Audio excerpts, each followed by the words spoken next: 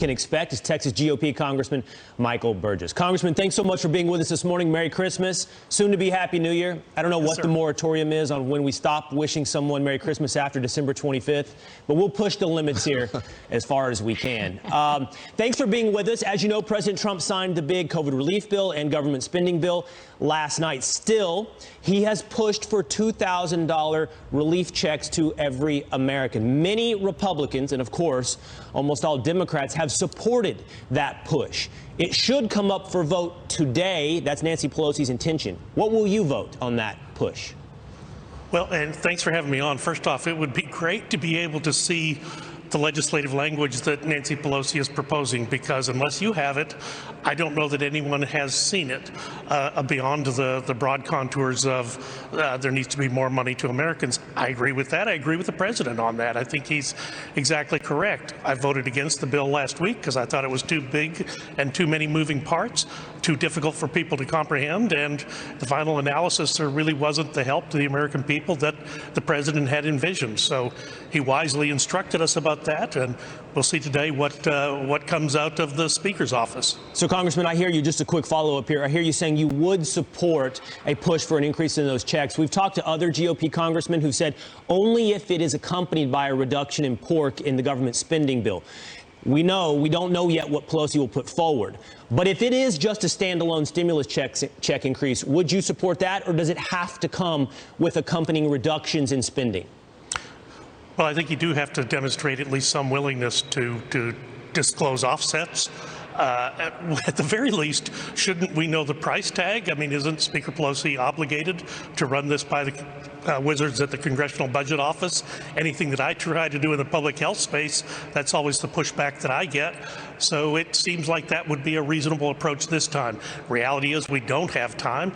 Look, you can tell I'm not in Texas anymore. I'm up here in the nation's capital, prepared to do my job.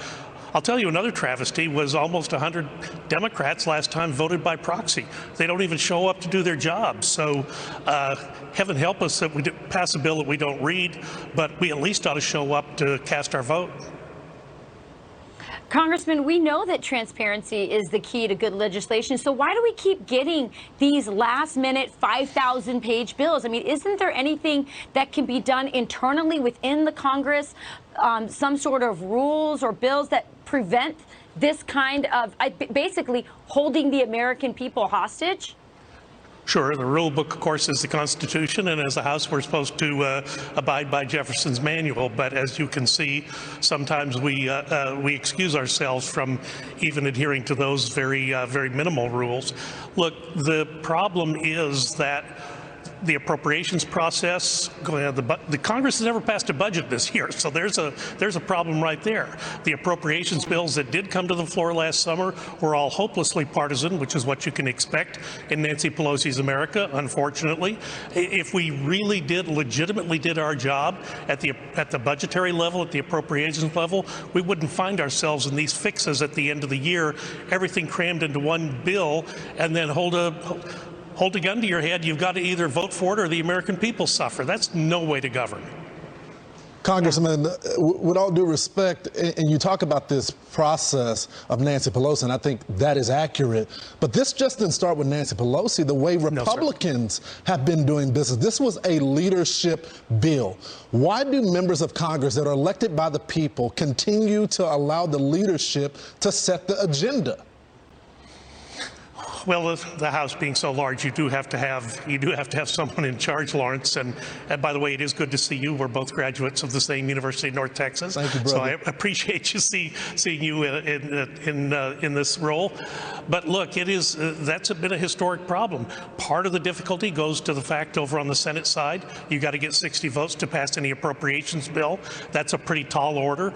The budget, in contrast, only requires a 51 vote in the Senate. Perhaps that is something we should look at going forward, but there are a variety of reasons, and the president has told us this. He does not like to sign big omnibus bills, and I think he is correct about that. I don't like to vote for them. One of the reasons I voted no last week.